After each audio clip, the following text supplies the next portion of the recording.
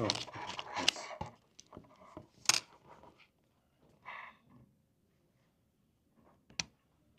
Hello, welcome to another live reading session. Thank you for joining us today. We will be starting shortly. Just going to read some news articles today. We're going to do a bit of warming up before we jump into our actual book reading session. For now, we're just going to start with an article from Straits Times. This is from early this year, dated January 20th, Straits Times. So the header, or the heading, is, "Hi Mom, no dinner for me tonight. I'll be skydiving in Bangkok. Gen Z and Millennials." So I think this is a travel piece on the Straits Times. Let's find out what they have to say about Gen Zs and Millennials traveling. So here we have an article from Straits Times. I'm not sure if you guys can see the words. It's a little tiny, but we try our best for now. Maybe I could tilt this. There we go. Oh, it's a little harder to look at either way. I guess we just have to make do with this. Alright, here we go. Singapore. More Generation Z and young millennials in Singapore are diving headlong into solo adventures. The more uncharted the territory, the better. Many are also posting about it to pay their way. Spontaneous travel, defined as setting off on a trip without a fixed plan, has taken off alongside revenge travel post-pandemic. Has anyone heard of revenge travel? You might have. Some of you probably have gone on your own revenge travels. I could use one right about now. Nomadic in nature, these spontaneous travelers subvert the leisurely rulebook of shopping, feasting, and lush hotel resorts with niche, adrenaline-fueled experiences. That sounds kind of nice. Is anyone going on holidays soon? Could certainly use a adrenaline-fueled experience myself from the mundanity of day-to-day life. The trend is largely subscribed to by backpackers who prefer to wander the outdoors without a guidebook, keeping to lightweight baggage and tight budgets. They tend to be of university age to youth under 30 who take flight whenever and to wherever they want, even if it means having to hustle for extra income on the side as content creators and micro influencers to fund the travel. I think that's pretty optimistic, assuming that you have a large following online.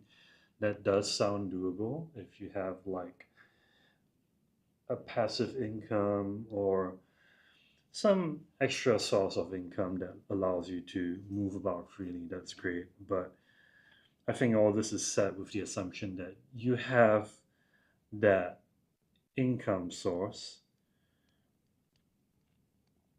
In 2023, Southeast Asia based website Klook found in a study that 83% of Singaporean Gen Z and millennial travelers were willing to invest in experiences. 63% on nature and outdoor activities, 51% on theme parks, and 56% on massages and hot springs. I'd be happy to do with any one of those for sure. Studying 2023 data, travel meta search platform Skyscanner found that up to a third of Singaporeans, 31%, book trips a mere week before flying off. I'm not sure if that's a good or bad idea. Generally, flights would probably cost more if you book it late. I don't know. I'm assuming that's the case. I think it's usually cheaper if you book flights maybe 6 months in advance, or unless there's like some kind of flash sale going on. In the survey of 1,000 Singaporeans aged 18 to 34 of the same year, sorry, 18 to 34 the same year, Skyscanner also found that when it comes to spending priorities, Gen Zs and young millennials favored experiences over comfort, allocating 39% of their budget to food, 36% to experience, more than 15% to accommodation, and 10% to flight tickets. At 27, Singaporean Besar Sadasivan has visited 195 countries. Holy shit, she must be loaded. He must be loaded. He compares travel to an addiction. Once is never enough. He continues to fly up to twice a month, usually on weekends. His trips have taken him to observe emperor penguins in Patagonia, ride a dog sled in Norway, and see Amazon rainforests. One of the last nukes of the globe he has yet to visit is the blistery wilderness of Antarctica. I have not been to the South Pole yet because cruises there take 2 weeks. I get seasick and have to stock up on medication, says the civil servant, who is a brand ambassador for Skyscanner. Oh, wait a minute. So this guy's from Skyscanner and he gets to do all this. So, like, is this a paid post? Let me check. You know how it is, right? Like those advertorials. Oh, this isn't a paid post. It's an actual article on its own, but the guy's from Skyscanner, so he gets to do all that. I'm not sure how many of us can afford to do that and just go on a trip like that, but oh well. So that's the guy, Mr. Basan Sadasivan, 27, at Tongariro National Park in New Zealand, one of the 195 countries he has visited. Good for him. He first took unaccompanied plane ride at age 13 to visit his aunt in Australia, developed into a penchant for off the beaten track traveling. His next solo adventure at 17 was to North Korea. In recent years, an interest in anthropology pertaining to Africa's tribal ecosystems took him to meet the Bantu and Bedouin tribes in the southeastern and northern regions of the continent. But pursuing the dream, he says, is made possible only with extensive planning. As the globetrotter who speaks Mandarin, French, and Spanish with varied fluency, often books accommodation as well as tour guides or translators up to months in advance. Which is kind of funny, isn't it? Like, so this paragraph here says there's quite a fair bit of extensive planning up to months in advance. Well, up here in this paragraph, it's kind of starts off with uh, book trips a mere week before flying. So, um, not sure which is which, but I guess we'll see.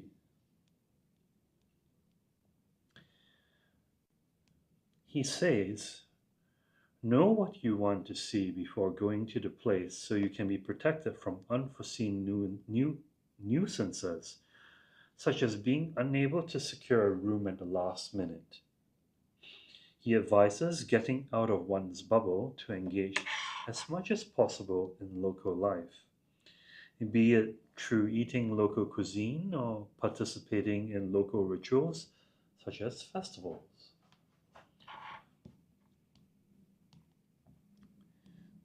So I think this is probably not the norm.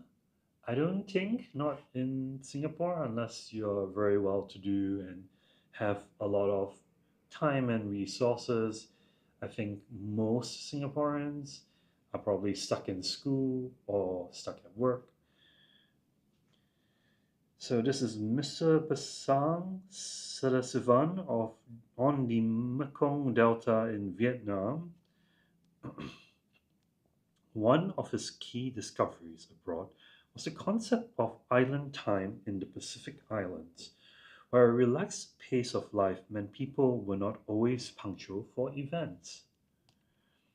He cites Tonga, Tuvalu, an island in the Pacific Ocean, as an example.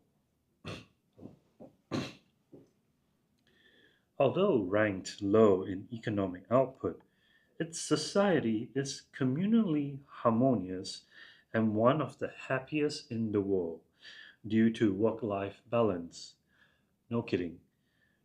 Probably from a lack of social media as well, but oh well. He encourages solo travel as a way to detox and open oneself up to alternative ways of life that may not necessarily be documented on the internet. Not sure about that. I tend to see even the most seasoned travelers looking at natives through a sterile outsider's perspective, but with an open mind, even the most remote tribe can impart values and practices which can be inculcated into our lives, he says. So here's another subheader for the next part of the article: visiting 15 countries while studying full time. I think everyone in this article is pretty loaded and well to do. So here we have Miss Sherilyn Seat, 22, juggles travel, studies, and content creation. Wonderful.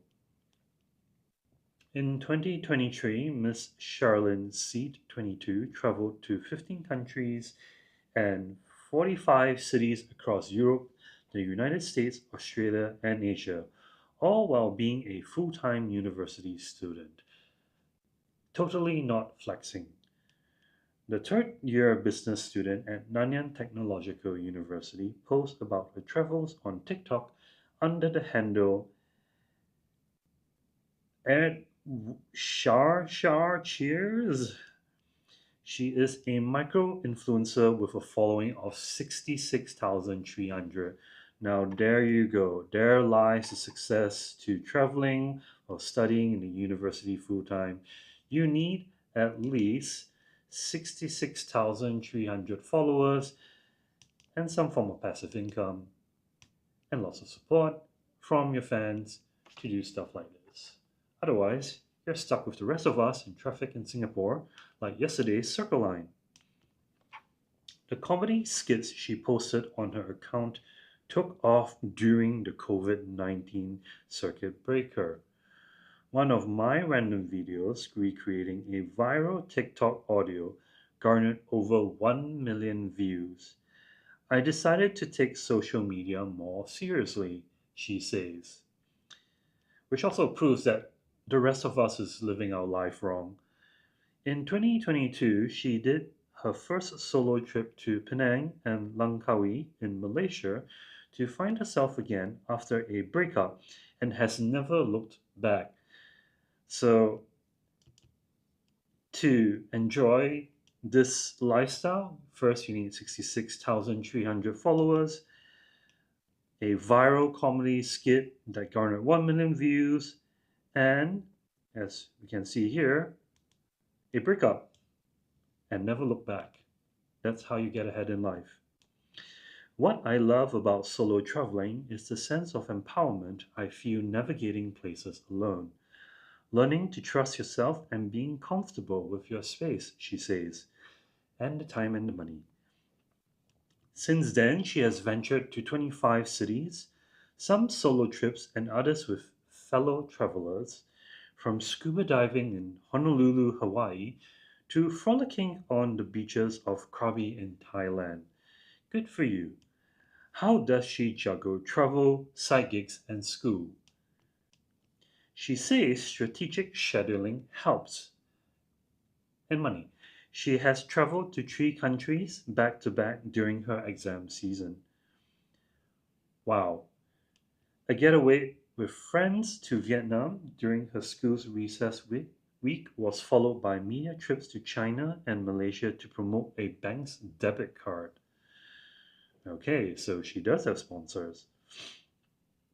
She burned the midnight oil, crunched a 6 day itinerary into 4 days, worked on her assignments in between events, and opted for an 8 hour layover flight in order to return to Singapore in time for her exams. Nice. But she has no regrets, saying, "This was my childhood ambition, and I feel privileged to be able to live this lifestyle." I bet she does. Moving on, some of the advertisers on her social media platforms include UOB's Mighty FX multi-currency account, sports giant Adidas, and online platform Trip.com. She declined to say how much she makes from these sponsors. Aha, so therein lies the secret sauce. You need sponsors, very big sponsors. On the side, she also runs a digital marketing agency, Shark Digital Media, and is a part-time spin cycle instructor at fitness chain Revolution SG. Totally not overachieving, but she is working on building several income streams to create a lifestyle where she is less dependent on location or time. She adds, "This gives me the ability to sustain myself from anywhere and in turn the freedom to fly to places wherever I want to." Known for her interactive content, she occasionally seeks viewer suggestions for her next destination and turns these into vlogs. One of her viral videos, titled "Visiting the Most Dangerous City in the World," not Yishun, documented her 2023 trip to Mexico's Tijuana, a city with one of the highest homicide rates in the world. Because why wouldn't she? Miss Seat also has flown a paraplane, a motorized parachute, in Chiang Mai, and camped in the deserts of Monument Valley in Arizona to photograph the Milky Way. Her bucket list is brimming, and she intends to conquer Southeast Asia and Eastern Europe in 2024. But she is candid about what it is like to hustle for travel. Not sure if she's going to visit space, but maybe she can make time for that. Many people have asked me if I plan to become a full time traveler and content creator, which relies on sponsorships to sustain the lifestyle. There we go. Full time traveler and content creator, which relies on sponsorships to sustain the lifestyle. So, not only do you need the following justifies the advertisers to sponsor your lifestyle. So, it's not for everyone, most likely. So, while it may be a dream for many, it's quite tiring to travel for a living. Oh, really? You are dealing with deadlines from clients and running around different places to produce content, which may compromise the authentic, ugh, authenticity of the experience one shares. Huh, that must be tragic. A life of adventure in the end hinges on the sums. Last year, she started a travel budget Excel spreadsheet for her followers to help them organize their travel expenditure and be money savvy. Miss Seed adds that her path has come with many rewards and sacrifices too. With social media, we have seen how an alternative lifestyle compared with a conventional one is possible. However, in order to keep my psychics running, I am not involved in school and hall activities like I used to be. In 2022, the final year student decided to take a gap year to explore internship opportunities. She ended up doing business internships in financial institutions. What the travel influencer resolved to do after the year was over was to make self employment her goal.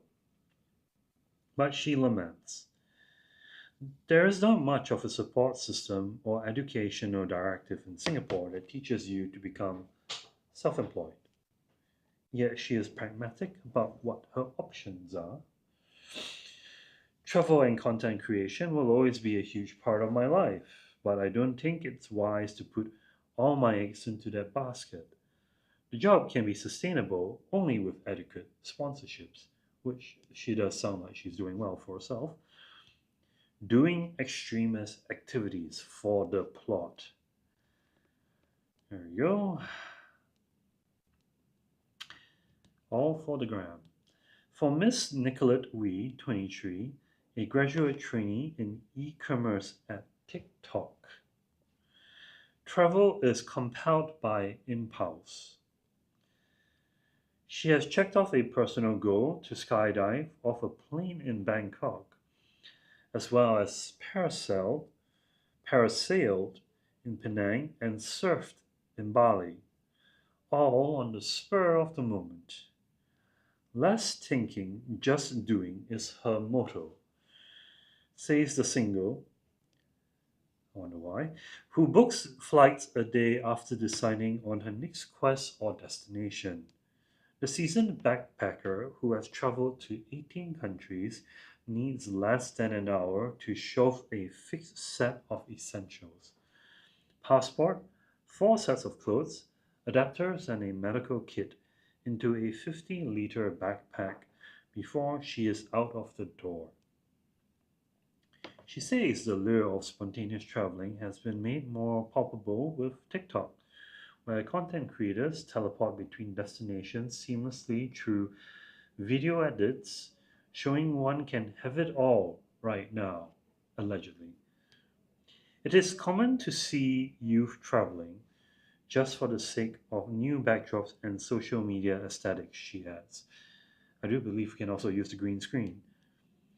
On her first solo backpacking trip to Hualien County, a mountainous region in Taiwan, at 19 years old, she downed rice wine, then jumped from a cliff into rocky waters on a dare.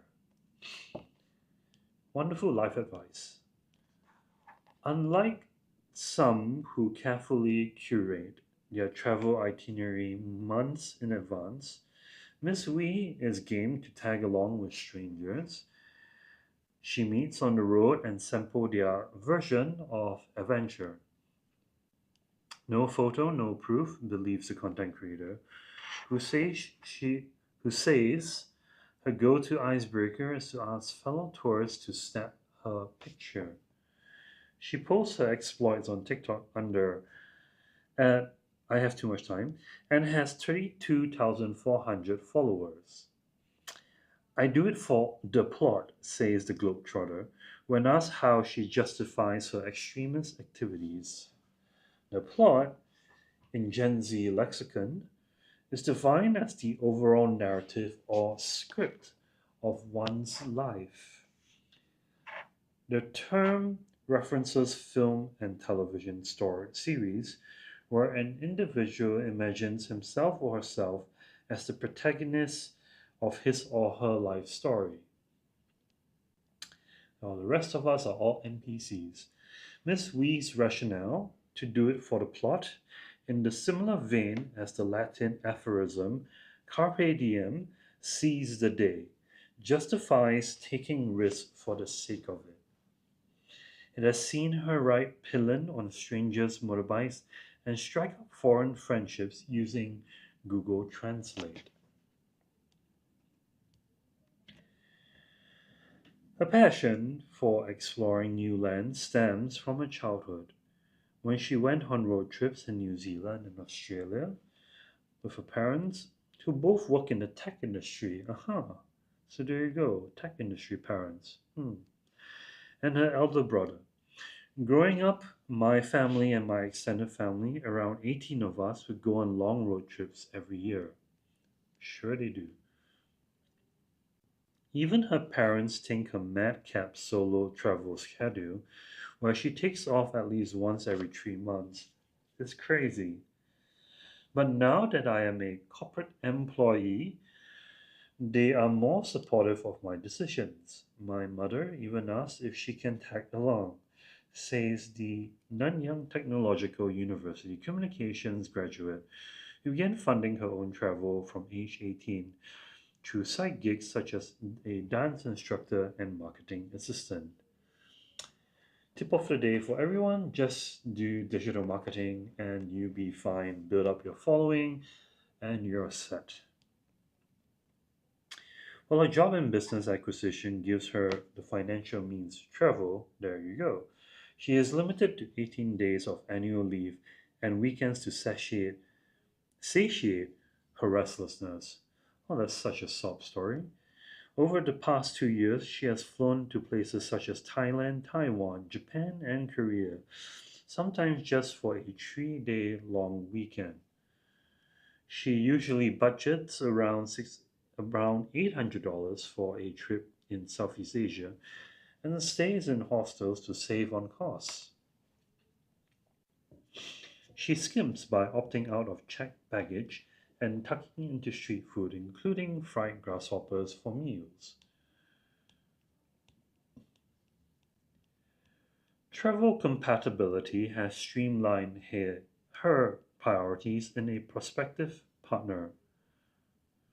She once booked a Singapore Airlines flight to meet her then boyfriend in Spain.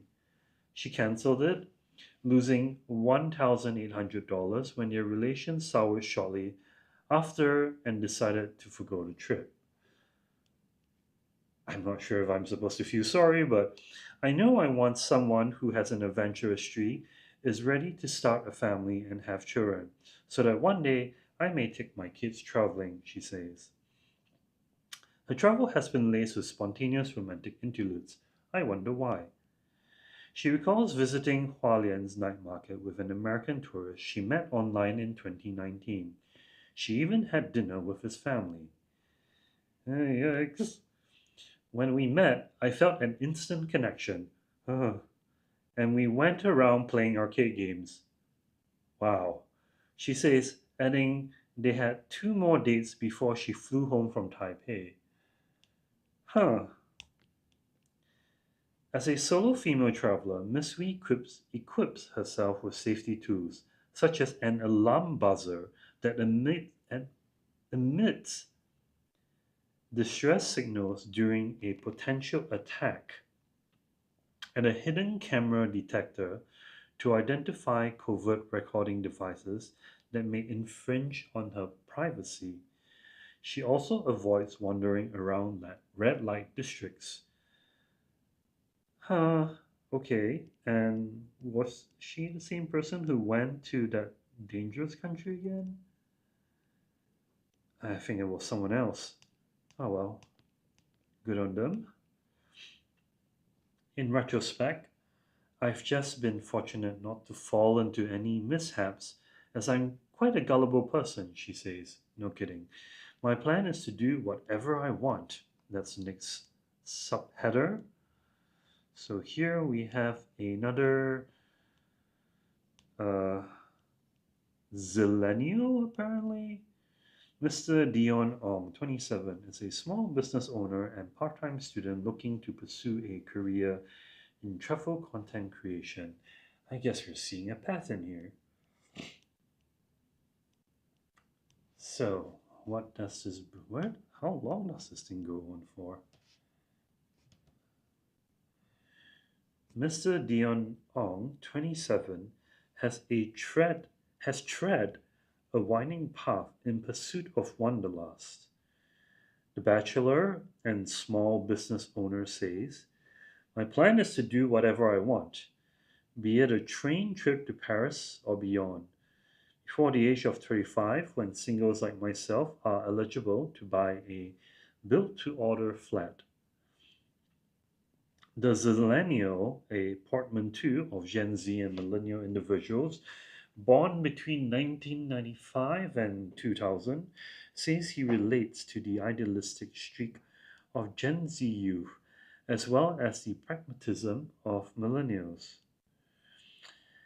After graduating with a diploma in tourism and hospitality management from Singapore Polytechnic, Mr. Ong followed in the footsteps of his cousin and elder sister, both flight attendants, and worked as a cabin crew member from 2019 to 2022. "I was supposed to fly for only 2 years and return to Singapore to get a full time degree. But COVID-19 happened, and I did not manage to save enough money.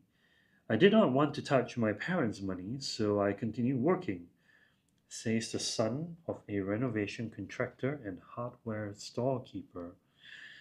But the glamour of flying soon wore out. His enthusiasm for travel waned, and he grew tired of traveling to the same places, even the fabled cities of London, New York, Dubai, and Rome. He started a jewelry business during the pandemic when flying was disrupted, living mostly on stipend of $1,500 paid by the airline. He quit working at the airline 1 year after borders reopened. In September 2022, he joined Lemonade, an app operated by TikTok's parent company ByteDance, which gained traction in Singapore that year for its catalog of lifestyle content. He made $1,000 producing career and travel related content on the app for 2 months, an amount that covered the cost of an impromptu backpacking trip to Chiang Mai, Thailand, where he hiked solo in the mountainous region of Monjam, a village community in the highlands. Someday he hopes to embark on a 6 month one man odyssey from Singapore to Paris by land using public transport. He was inspired after reading a 2016 blog post of someone who accomplished the feat. The route to London will see him crossing China to Russia, then Poland, an area which has seen major disruptions with the Russo Ukrainian War. But Mr. Ong, who has visited 30 countries, is not one to shy away from perilous adventures. He recounts, "In December 2023, I booked a 16-day trip to Mongolia for $4,000 through a Mongolian tourism website. That is significantly cheaper than the packages sold here, which are priced at nearly $7,000. I decided to follow a tour group and did not look at the itinerary. The trip involved a 4-day trek on horseback in a snowy wilderness to meet a reindeer community located in Dukha, a rural province in northeastern Mongolia. Sleeping arrangements for the trekkers were teepees, tents made of animal skin. Mid-trek temperatures plunged to minus 40 degrees Celsius. I love camping, but coming from a tropical country, I was not prepared for the trip. The thermal wear I took along was useless," he says. He recalls hydrating himself by melting ice in a stew pot over a log fire, purchasing a deal, a traditional Mongolian attire made of wood, to keep warm and responding to nature's call in a sub-zero open-air toilet. By the end of the journey on horseback, my knees were so frozen that for 10 seconds I could barely walk. He now makes his living through brand sponsorships on social media. There we go again, the secret to being successful in life. Brand sponsorships on social media, as well as an online jewelry business, Delicate Ornaments, which he founded in 2020. He also tends to a YouTube channel at Dion Dion, alongside posting on TikTok and Lemonade. He has more than 7,000 followers across all three platforms. That's still a lot less compared to Miss Wee, was it? I forgot. Since 2021, he has also been doing a part time communications degree at Singapore University of Social Sciences. He intends to stick to content creation before it is time to pay for his BTO flat and has no plans for a full time job. In July, he hopes to go summer school in Japan and is exploring extending his stay there afterwards on a work visa. I have a different expectation of my life compared with my friends who are starting families and working full time. I respect their decisions, but when it comes to a point of stress and burnout, that's a problem, says Mr. Ong, who is renting a room from his sister. I want to be able to look back on my life and find fun in every moment. I did what I wanted to do and did not push aside traveling just to hustle. Well, too bad for the rest of us. Next article or next subheader, watching his travel footprint while seeing the world. Let's take a break here, shall we, from all the brand sponsorship.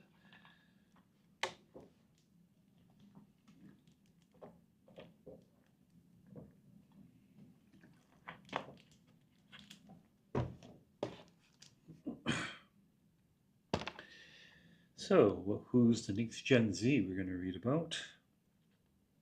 Mr. Ng Yi Yang, 28, pictured with a travel companion climbing Mount Batu in Bali, Indonesia. Budget takes precedence for avid backpacker Ng Yi Yang, 28, whether it be soaking up the nightlife in Phuket, Thailand, mountain hiking in Sapa, Vietnam, or conquering the Grand Canyon and Yosemite in the US. He limits his expenditure to $50 a day. Packing no more than 4 sets of clothing into a backpack weighing just 10 kg, he skips shopping and scours for experiences outdoors, such as scuba diving and hiking.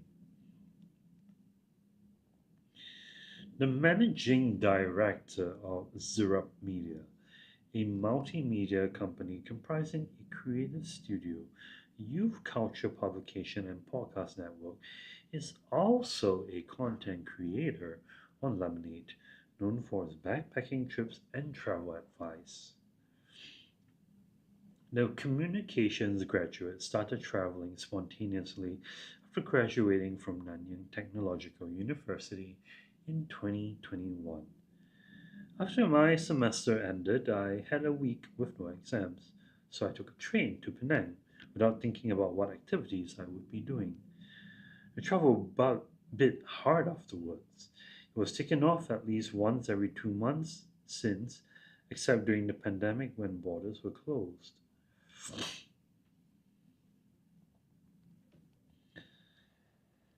Last year, he visited 16 cities. The highlights were a visit to the fairy tale Neuschwanstein Castle in Germany and taking diving lessons in the Gili Islands of Indonesia. The bachelor, who is extroverted by nature, says traveling has opened him to many facets of himself. On a 2019 solo trip to the US, I spent 5 days in total silence and found that I am perfectly content doing things alone. He opts for hostels over hotels that cost no more than $30 a night in Southeast Asia and $50 in Europe, crediting it as spaces to meet new people. Initiating conversations with fellow backpackers in hostels has enabled him to befriend strangers from Poland and Germany. When put into a hostel environment, people tend to be a bit more open and accommodating. Some hostels organize activities and host communal dinners, places for you to break the ice and meet people, he says. Great for extroverts. The backpacking community is dominated by individuals in their 20s, an age of much soul searching, revelry, and drinking. But he warns backpackers new to the game to play on the side of caution. During a trip to Berlin, an 18-year-old female American backpacker got drunk, collapsing outside a train station. He and another friend spent 3 hours trying to take her back to the hostel. Although Mr. Young is critical of overhyped tourist attractions, he visits such hot spots with fellow hostelmates. I don't always adhere to plans and will approach tourists and ask whether I can jump into their plans. Sometimes I'll ask if they want to go to specific places together with me, he says, relating how some such encounters have led to whirlwind adventures. Being self employed gives him the flexibility to plan work around his holidays. The digital nomad says, I make full use of weekends, long weekends, and public holidays to do work, even when I'm abroad. And on days when I'm not traveling, I just dream about traveling. Uh, okay. Next on his travel list are the mountainous regions of Yunnan and Tibet. But he is against traveling to over touristed areas such as Paris and Bali, where tourism has resulted in a slew of controversies surrounding environmental degradation and cultural disrespect. Ultimately, when you travel, you may end up being complicit in a system that directly disadvantages the locals. Hence why I'm a huge hater of the over-touristed side of Bali, which can be hotspots for disrespectful, unruly tourists. Be careful that your footprint in the countries you are visiting is a positive one and not directly affecting, and destroying what you're there to see. So, does this article make you want to travel? Or does this article make you want to be a content creator on TikTok with brand sponsorships? Because that seems to be the best way going around doing this. Well, we'll be back for one more article in just a few minutes. This was Straight Times, Gen Z and Millennials, skydiving.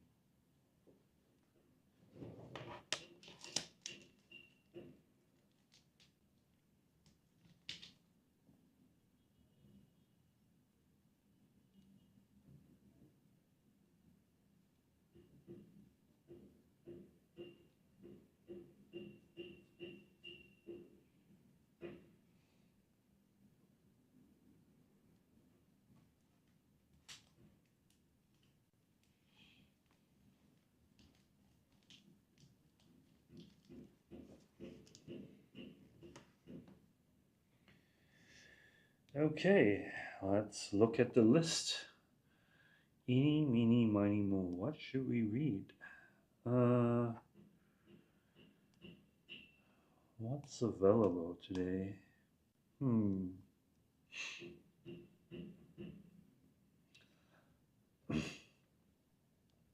Let's do all the travel stuff.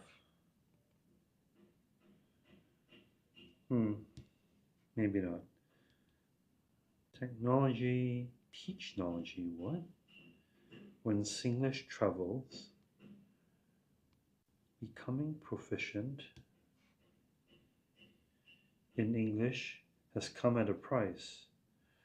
Okay, maybe we'll give this a shot.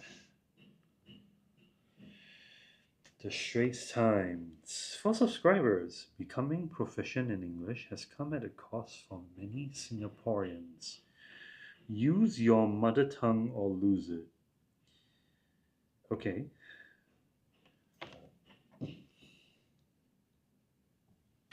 So this is dated on the 20.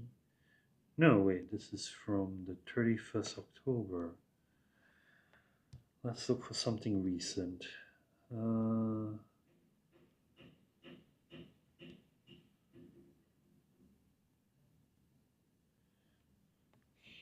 I think this is fairly recent. July 3rd, 2024. Singaporeans will be supported to pursue diverse aspirations, define their own success. PM Wong. Well, here we go. Singapore. More opportunities will be provided for Singaporeans to chart their own paths and pursue their own definitions of success, said Prime Minister Lawrence Wong. More ways for people to shape the character and tone of society will be created. PM Wong told about 900 students from universities, polytechnics, and the Institute of Technical Education (ITE) during a dialogue on July 2nd, where he urged Singaporeans to contribute to the common good. PM Wong outlined these plans as part of 3 strategies by which Singapore and its young can adapt and adjust to a more fragmented world on the cusp of another technological revolution. Besides providing more opportunities and having Singaporeans play their part in shaping a better society, the government is taking active steps to refresh Singapore's social compact, he said.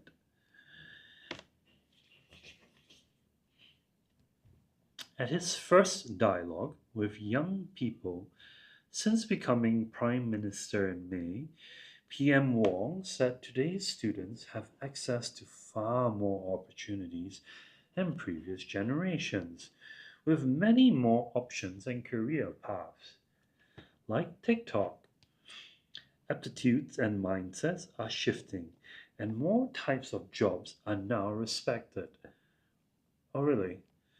More people are opting to start their own business or take on less conventional careers, he said, but that's with the assumption that they have the resources to begin with. The bottom line is that there are many more opportunities and possibilities for you to explore. We all have our own abilities and strengths. There is no need to compare with others, to squeeze into boxes we are not meant to fit. PM Wong said at the event at Singapore Management University, that is all fine and well if only it were the case.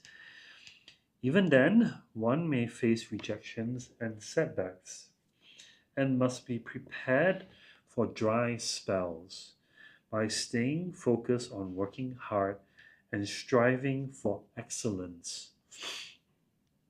Once skills improve and eventually other doors will open, he told students at the event organized by SMU, the Institute of Policy Studies, and student organization Varsity Voices.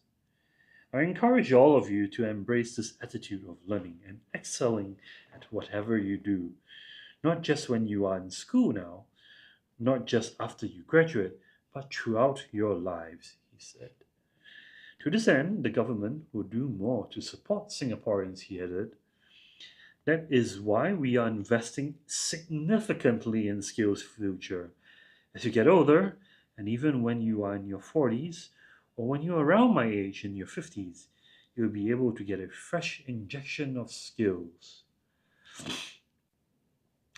In February, PM Wong, who is also finance minister, announced at Budget 2024 that all Singaporeans aged 40 and above would get a $4,000 top up of Skills Future credits to encourage mid career workers to refresh their skills and progress in their careers.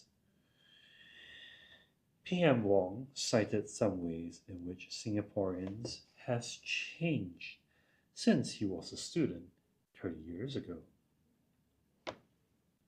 Then, about 55% of each cohort went on post secondary education.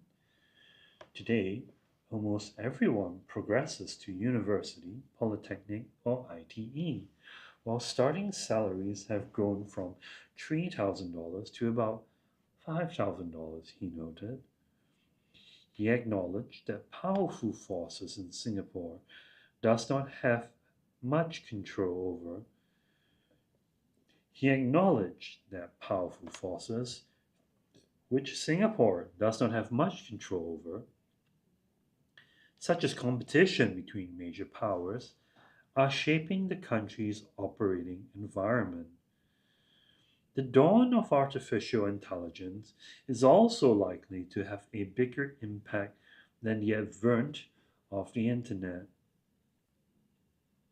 But Singapore has adapted and found a way to thrive across its 60 years of nation building, and must continue to do so, said PM Wong. He reiterated the government's commitment as part of Singapore's refreshed social compact to give greater assurance to Singaporeans at every stage of life, such as through stronger safety nets that will help them bounce back from setbacks. Scroll, scroll, scroll. Oh, that's it. Singaporeans must also do their part, such as to embrace skills upgrading and be prepared to pay more for services delivered by fellow citizens. He noted pardon me. He noted that many Singaporeans had said during the Forward Singapore exercise that they do not want a society where everyone is out for themselves, but one where benefits are shared by all. Is this the real world? That is why the authorities started the Singapore Government Partnerships Office to make it easier for those who want to step forward to work with other citizens, community groups, and businesses to tackle issues of the day. 4 youth panels have also been set up so far to deliberate over issues of concern to young people, such as financial security and sustainability. PM Wong said young people involved in them are putting in their time and effort and will present their recommendations at an inaugural Youth Policy Forum in August. You may not have had the chance to participate in this round of youth panels, but there will be subsequent editions, and we welcome more of you to join in, he said. So that's that. We will take a short break and probably do one more article since we have about half an hour to go.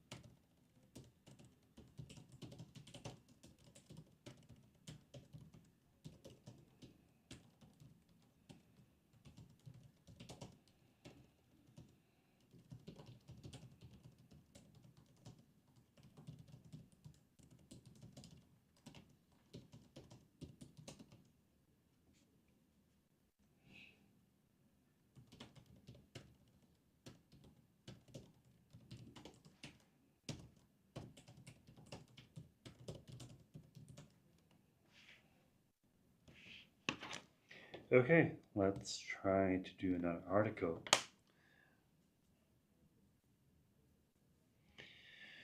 Let's see. Hmm. Was this the one we went through? Yeah, we went through this one. Hmm. Let's look for something interesting.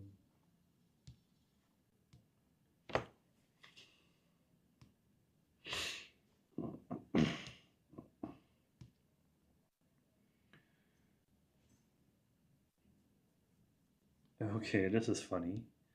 I'm not sure if I want to read that though. Gen Z travelers money saving tips. Okay, there seems to be a lot of these articles here. Hmm.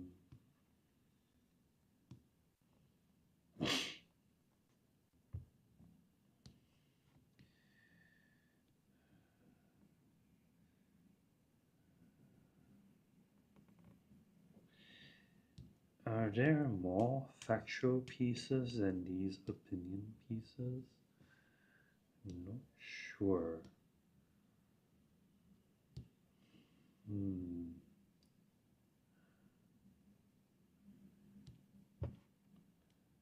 3 hours to pack. What? Oh, okay. Hmm. What about this one?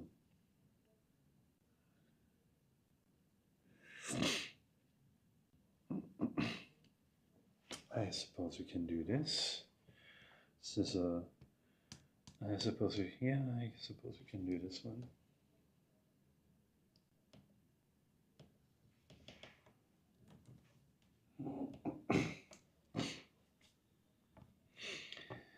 First came spam, then there's slop, to possibly refer to shoddy, unwanted AI content. New York. You may not know exactly what slop means in relation to artificial intelligence, AI, but on some level you probably do. Slop, at least in the fast moving world of online message boards, is a broad term that has developed some traction in reference to shoddy or unwanted AI content in social media, art, books, and increasingly in search results. Google suggesting that you could add non toxic glue to make cheese stick to a pizza? That's slop. So is a low priced digital book that seems like the one you were looking for, but not quite. And those posts in your Facebook feed that seemingly came from nowhere, they are slop as well. The term became more prevalent in May when Google incorporated its Gemini AI model into its US based search results. Rather than pointing users toward links, the service attempts to solve a query directly with an AI overview. A chunk of text at the top of a results page that uses Gemini to form its best guess at what the user is looking for. The change was a reaction to Microsoft having incorporated AI into its search results on Bing, and it had some immediate missteps, leading Google to declare it would roll back some of its AI features until problems can be ironed out. But with the dominant search engines having made AI a priority, it appears that vast quantities of information generated by machines rather than largely curated by humans will be served up as a daily part of life. on the internet for the foreseeable future. Hence the term slop, which conjures images of heaps of unappetizing food being shoveled into troughs for livestock. Like the type of slop, like that type of slop, AI assisted search comes together quickly, but not necessarily in the way that critical thinkers can stomach. Miss Christian Hammond, director of Northwestern University's Center for Advancing Safety of Machine Intelligence, noted a problem in the current model. The information from AI overview is being presented as a definitive answer rather than as a place to start an internet user's research to a given subject.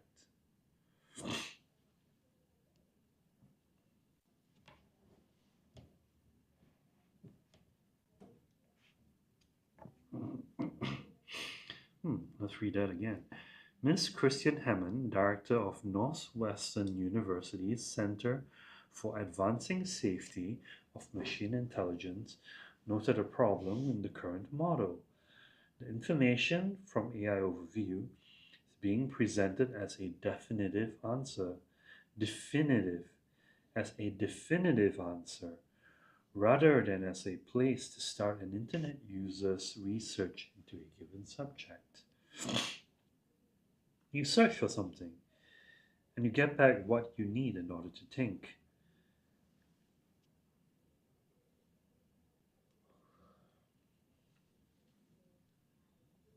And it actually encourages you to think. Ms. Hammond said, what it's becoming in this integration with language models is something that does not encourage you to think. It encourages you to accept. And that, I think, is dangerous. For a problem to be targeted, giving it a name can prove helpful. Well, and while slop is one option, it is still an open question of whether it will catch on with a mainstream audience or end up in the slang dustbin with chuggy, chuggy, bay, and skibbity. I would argue that skibbity is still in the current lexicon of our generation, so seems a bit strange that that's there. Mr. Adam Alexic, a linguist and content creator who uses the handle Etymology Nerd on social media, believes that slop, which he has said has yet to cross over a broader audience, shows promise. I think this is a great example of an unobtrusive word right now, because it is a word we are all familiar with. Mr. Alexic said, it's a word that feels like it's naturally applicable to the situation. Therefore, it's less in your face. The use of slop as a descriptor for low-grade AI material seemingly came about in reaction to the release of AI art generators in 2022. Some have identified Mr. Simon Willison, a developer, as an early adopter of the term, but Mr. Willison, who has pushed for the phrase's adoption, said it was in use long before he had found it. I think I might actually have been quite late to the party, he said in an email. The term has sprung up in 4chan, Hacker News, and YouTube comments, where anonymous posters sometimes project their proficiency in complex subject matter by using in-group language. What we always see with any slang is that it starts in a niche community and then spreads from there. Mr. Alexic said, usually coolness is a factor that helps it spread.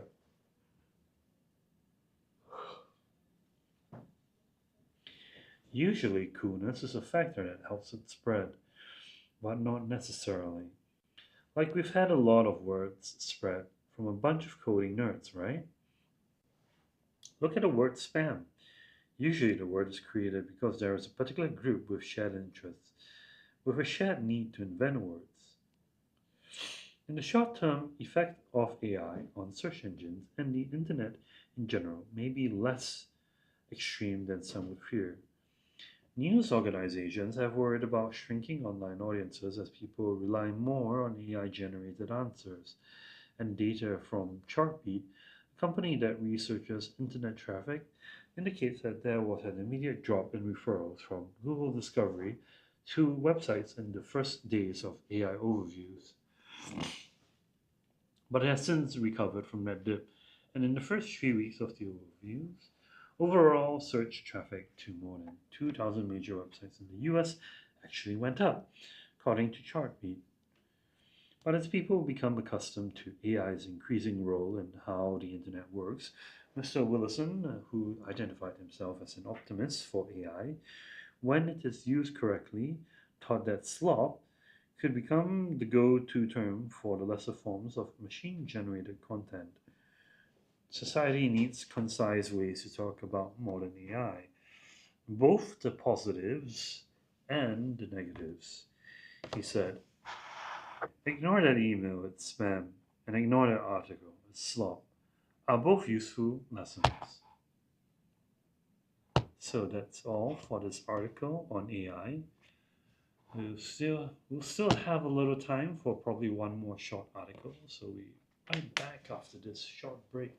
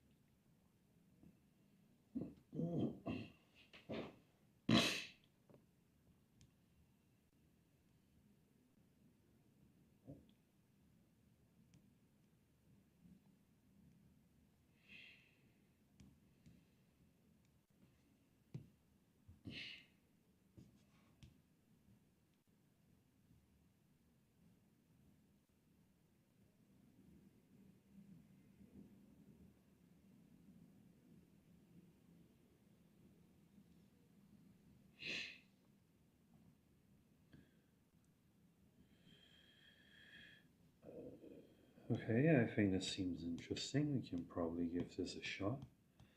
For the last 12 minutes, from the Straits Times, dated 6th of June 2024. For youth, is it worth sacrificing sleep for study? Constant late night cramming can affect memory and cause cognitive impairment. That's serious.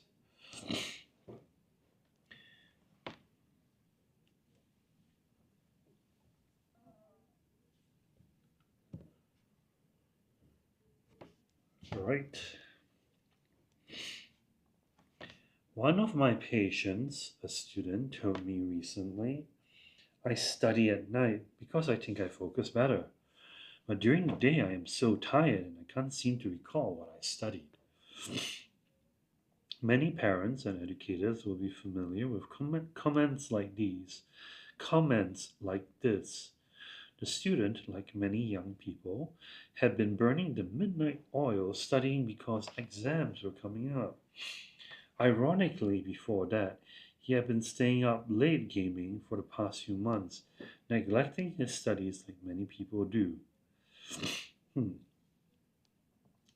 Sleep is a very basic human fundamental need, especially for growing adults, and yet it is often neglected and not fully understood. Some believe that sleep is habitual, meaning that we can train ourselves to sleep less as we may have different sleep requirements, patterns, or cycles. I could really use some of that right now. However, studies have shown that sleep is more than a habit. The lack of it, either in terms of quality or quantity, can lead to excessive daytime sleepiness, poor reflexes, poor concentration, mood changes, irritability, depression, and other health issues such as high blood pressure, strokes, and heart attacks. Yikes.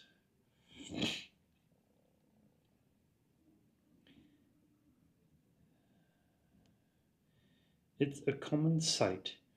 Students seated at 24-hour coffee joints late at night with their large drinking mugs, huge headphones playing music, a thick stack on the table as they read intensely and make notes. They are hoping to cram in all the knowledge they can with an added boost from the liquid stimulant caffeine. But is this the correct or most efficient method to study? I don't know.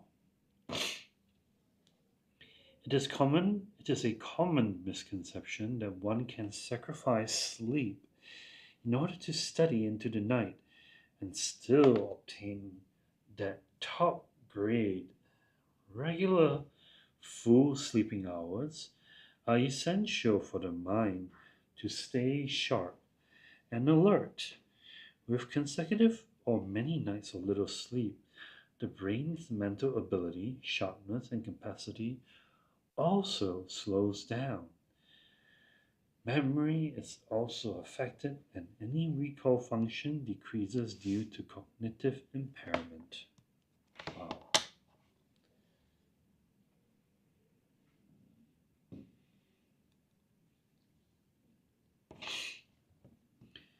So, next subheader, sleep and memory.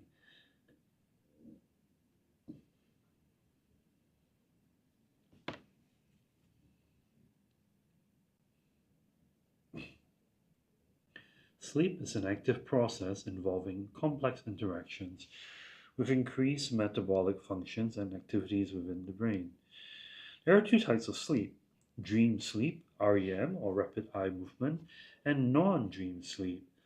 I could use some dream sleep right now. Metabolic brain scans have shown that during dream sleep, the deepest form of sleep, brain activity is more intense and active compared with non dream sleep and in the awake state. Dream sleep is important in rejuvenation, repair, and memory rebuilding of the brain. So, the more one dreams, the more refreshed one will be. How I could wish I could have that now. A study by NUS Duke Medical School on over 39,000 undergraduates showed that early morning classes were associated with lower grades and attendance. Well, that explains why I didn't do well in secondary school. This can be partly attributed to the fact that some students study late into the night and are unable to concentrate early in the morning. Oh, in addition, with the advent of social media and gaming, the excess amount of blue light, the light from screens of digital devices that our children's eyes and faces are exposed to, is phenomenal. The blue light exposure affects their sleep quality and also stimulates neurons in the brain and might be associated with sleeplessness. With this prolonged sleep deprivation, the body builds up sleep debt and it becomes harder to focus and concentrate. Memory recall is also slowed down, mood is affected, irritability surfaces, and productivity reaches a point of diminishing return. No amount of cramming will help score extra credit in grades when your mental capacity has reached bottom. Indeed, many of my patients admit that they study late into the night for months on end to complete an assignment, but find that their productivity is affected and that they inevitably crash into sleeping for a whole day just to play sleep catch up. Is this from Singapore? Yeah, I think this is Singapore. Oh well. Hmm. Let's see. The quantity of sleep that a human requires varies with age. Teenagers need 8 to 9 hours for an adult. It's an average of 6 to 7 hours a day. I'm not sure about that. The sleep hormone melatonin, produced in the pineal gland of the brain, primarily causes drowsiness and enhances deeper and more natural sleep. It is produced at about 11 p.m. at night and peaks at about 1 a.m. to 2 a.m., dwindling after that. So it is crucial to sleep during this period to experience enhanced sleep quality. Probably going to do that tonight. This means regular sleeping hours are vital, as the body and brain follow a circadian rhythm that is finely controlled by melatonin and other factors, including the stress hormone cortisol and the happy feel good hormone serotonin. On the extreme side, being too sleep deprived can lead to the mind going into involuntary micro sleep events, like now. What this means is that the brain dozes off for a few seconds. For example, while driving or operating machinery, which can potentially be fatal. I've seen this happen before, it's quite scary. It would be better to get as much work done as possible, but sleep by midnight and wake up earlier in the morning to continue the task, where productivity is better after a night's sleep. For you who are regularly burning the midnight oil and throwing caffeine into the mix, cognitive and mental performance during their exam and the day's task can be severely affected. Sure, a student might pull the occasional long nighter close to exam season or specific assignments or work tasks and be okay. However, recurrent consecutive all-nighters for months on end are not recommended. Don't make it the norm. Prioritizing sleep is of utmost importance for us to function well in the day. The youth need to understand the impact of perpetually sacrificing sleep. This is by Dr. Kenny Pang, who is an ear, nose, and throat ENT specialist at Asia Sleep Center, a specialized sleep disorder clinic. So, hope everyone gets a good night rest. That is all the reading we will be doing for this session. Thank you, everyone, for joining. Remember to have good sleep tonight.